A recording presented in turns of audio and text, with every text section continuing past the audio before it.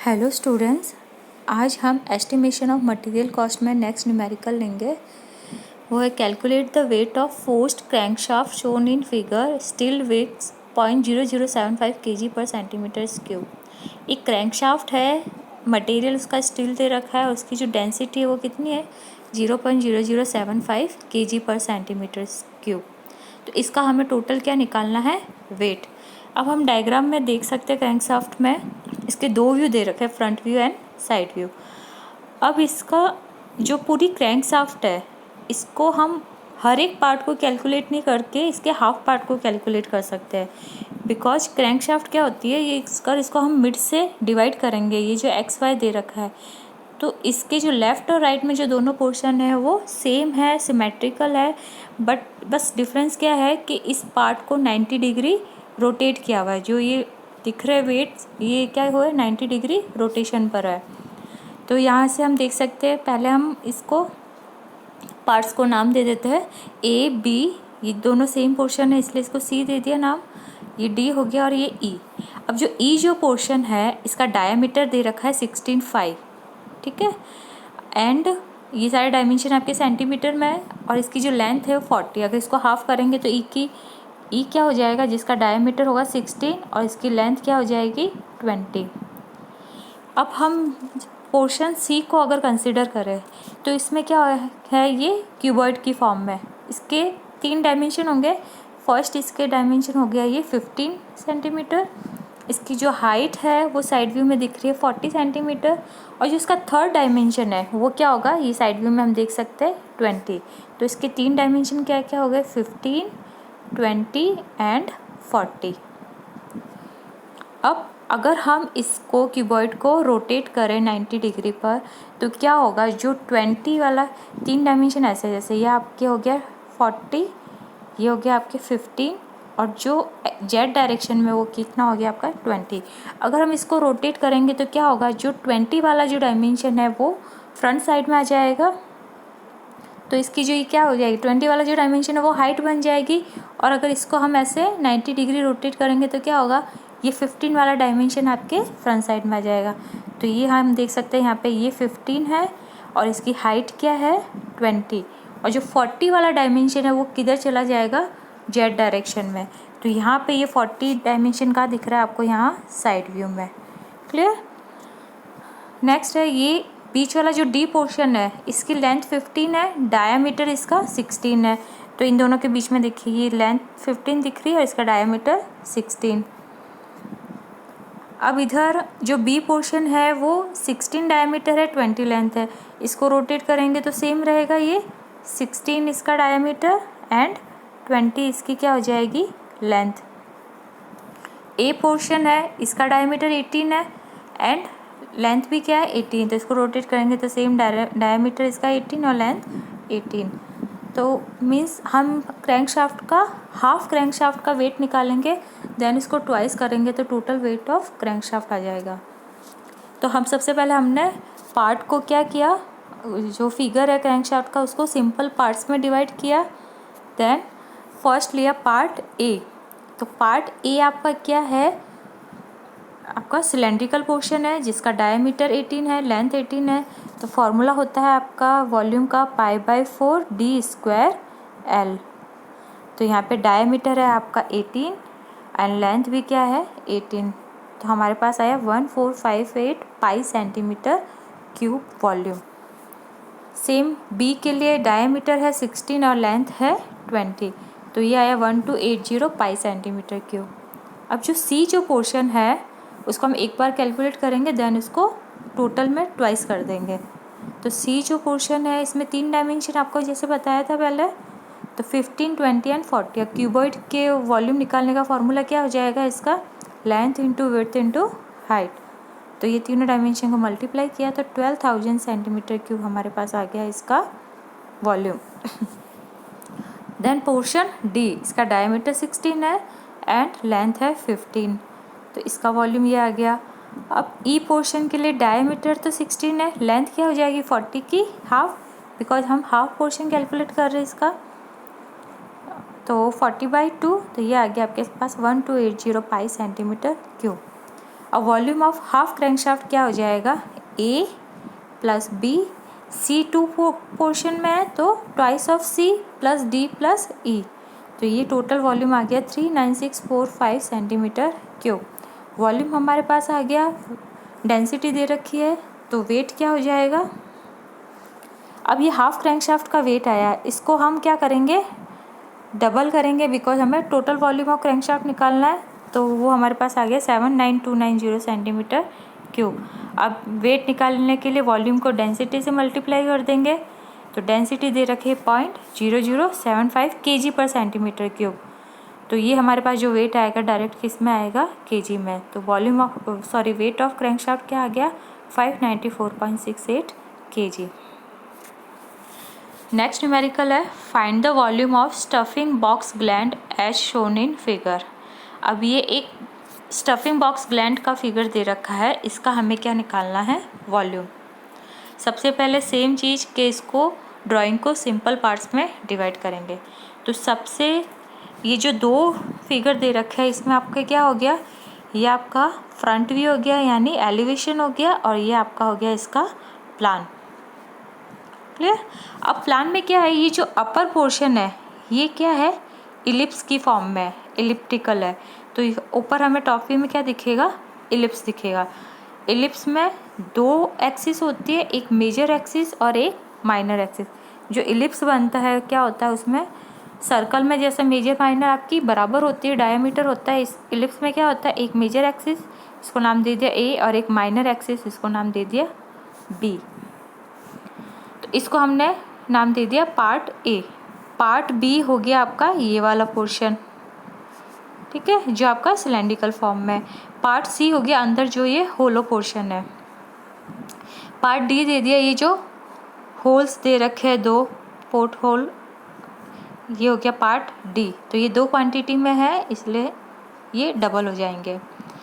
And part ई क्या है, ये देखिए यहाँ पर इस डायग्राम में एक कुछ ये जो पोर्शन है, जो ये आपका ट्रायंगल बन रहा है, ये चीज़ क्या होगी, जो इसकी सेंटर एक्सिस है इसके अबाउट पूरी ये रोटेट हो रही है, रिवॉल्व हो रही है।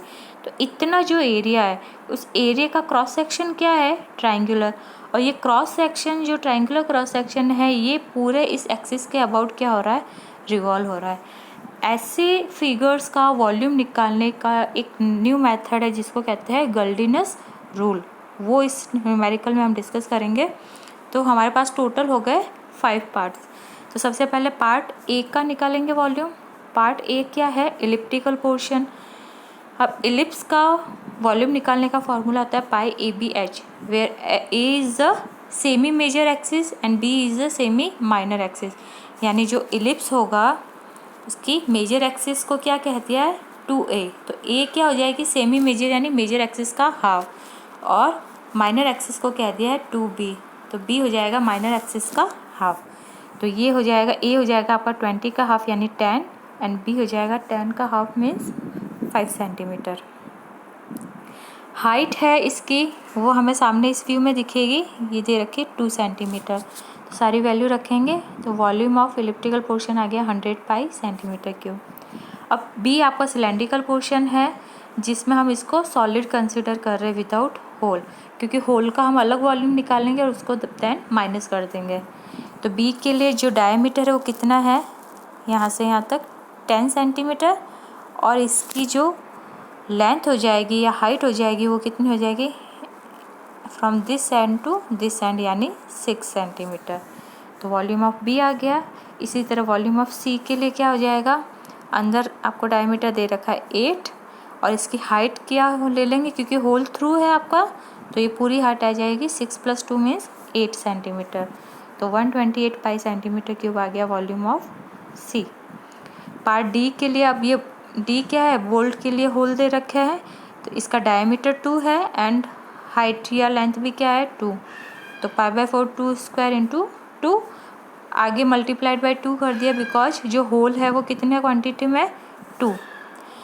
अब लास्ट हमारा है कि जो पोर्शन ई है उसका हम वॉल्यूम कैसे निकालेंगे। तो इसके लिए हमने इसको डिटेल व्यू बना लिया यहाँ पे M N O, ये पोर्शन M है, ये N है एंड इसको नाम दे दिया O। अब हमें यहाँ पे क्वेश्चन में देखिए ये एंगल दे रखा है 30 डिग्री, ये एंगल 30 है तो ये एंगल भी क्या होगा 30। अब हमें पता है कि सपोज यहाँ कोई एंगल बन रहा है, ये एंगल अगर 30 है तो ये एंगल भी क्या होगा सेम होगा 30 डिग्री। तो ट्राइंगल MNO में क्या हो गया, ये एंगल आपके पास आ गया 30 डिग्री।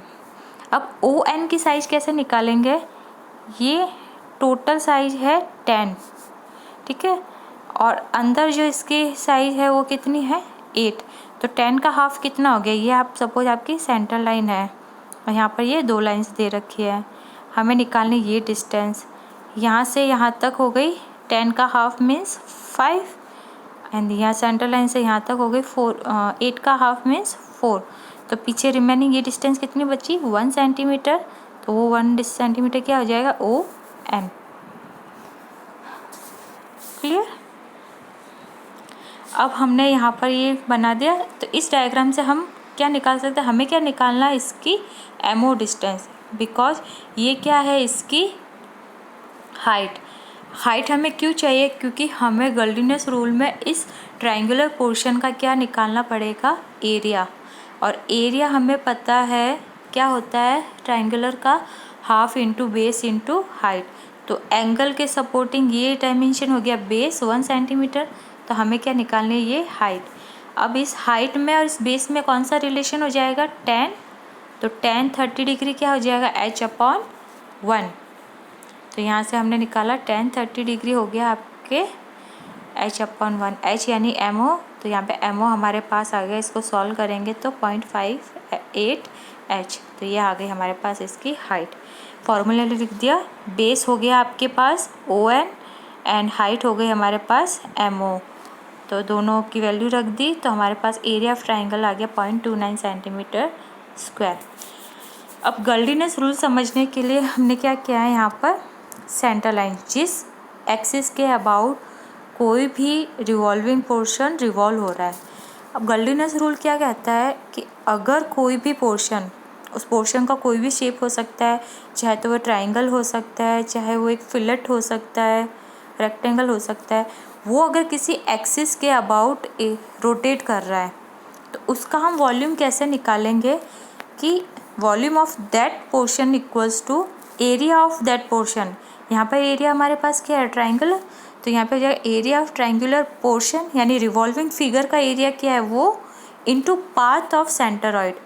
अब सेंटरॉइड का पाथ क्या है, अगर हम इसकी बात करें कि इसकी परिधि की बात करें तो वो क्या हो जाएगी अपने पास 2πr। r क्या होता है हमेशा रेडियस। अब ये इस रिवॉल्विंग के लिए रेडियस क्या हो जाएगा, अगर हम इस ट्रायंगुलर पोर्शन की बात करें तो कहीं ना कहीं इसकी CG होगी, CG कहाँ होती है ट्रायंगल की H/3 पे, तो ये इसका क्या हो गया CG यानी इसका ये सेंटर ऑफ ग्रेविटी। तो इस सेंटर ऑफ ग्रेविटी की इस एक्सिस से डिस्टेंस क्या हो जाएगी ये सेंटरॉइड पाथ की रेडियस, इसको हमने नाम दे दिया y। ये हमें क्यों चाहिए, क्योंकि इसका पूरा सर्कुलर इसकी जो सर्कमफेरेंस निकालने के लिए, परिधि निकालने के लिए, तो वो क्या हो जाएगी 2πy। तो फॉर्मूला हमारे पास बन गया area of revolving figure into path of centroid. अब एरिया ऑफ रिवॉल्विंग फिगर में क्या है area of triangular portion, path of centroid हो गया आपके पास 2πy। अब y हम कैसे निकालेंगे, y क्या हो जाएगा यहाँ से y will be equal to 4 + x। अब ये 4 कहाँ से आया, हम पीछे डायग्राम में देखेंगे कि सेंटर लाइन से इस सेंटर लाइन से यहाँ तक की डिस्टेंस ये टोटल 8 है, तो इसका हाफ ये क्या हो जाएगा 4, बिकॉज यहीं से आपका ये ट्रायंगुलर पोर्शन स्टार्ट हो रहा है, तो 4 प्लस यहाँ से इसकी CG की डिस्टेंस। तो हमें पता है कि जो ट्रायंगल होता है उसकी CG कहाँ होती है H/3 यानी उसकी हाइट का थर्ड पार्ट पे। तो अगर हम यहाँ से ये डिस्टेंस ले रहे तो हाइट क्या हो जाएगी हमारे लिए ये डिस्टेंस, ठीक है, क्योंकि इस डायरेक्शन में क्या होगी हाइट यही होगी, तो इसका 1/3 यानी ये हाइट है आपके पास 1, तो 1/3 क्या हो जाएगी इसकी x डिस्टेंस यानी CG की डिस्टेंस। तो यहाँ से हम x निकाल रहे हैं 4 + H/3 यानी 1/3, तो y = आ गया 4.33 सेंटीमीटर। अब हम सारी वैल्यू यहाँ रखेंगे। एरिया ऑफ रिवॉल्विंग फिगर यानी ट्रायंगुलर का एरिया हमने निकाल लिया 0.29 इंटू 2 पाई वाई, वाई डिस्टेंस निकाल ली 4.33 सेंटीमीटर। तो एरिया ऑफ ई पार्ट क्या आ गया है 2.51 पाई सेंटीमीटर क्यूब।